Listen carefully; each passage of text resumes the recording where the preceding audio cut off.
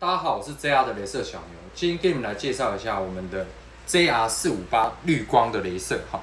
那里面有附什么样的东西呢？第一个，主机一台，然后外箱一个，然后充电器，记得大家一定要用我们专用的充电器哈。大家不要想说看到这个圆孔，好就是一样，记得一定要用专用的。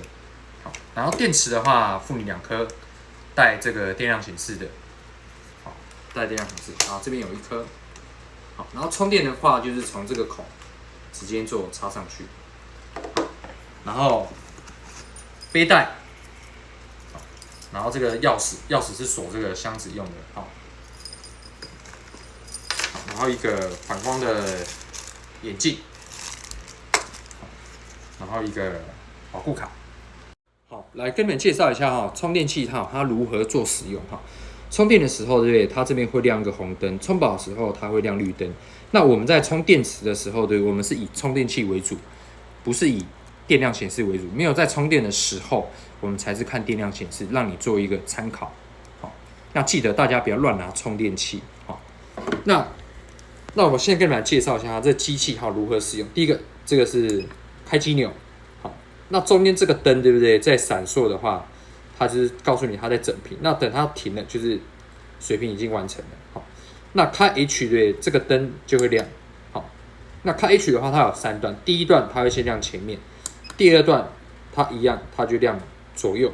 那第3段它就是4面的水平，它就全开。那垂直的话也是一样，第一段亮前面，第二段亮左右的垂直，第3段它就是把后面的垂直做开启。好，那这个D 是告诉你什么用的嘞？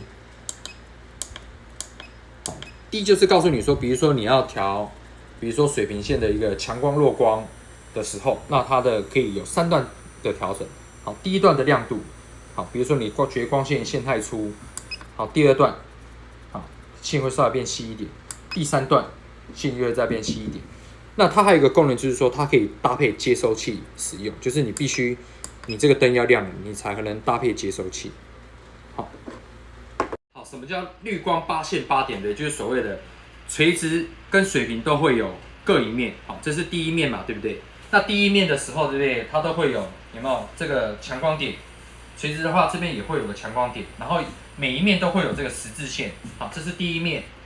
好，这个是第2面。好，这个是第3面。这个是第4面。那每一面，对不对？地上都会有这个垂直线，然后都会有这个中心点。好，然后天花板上面也会有个十字线。好，就这样，谢谢。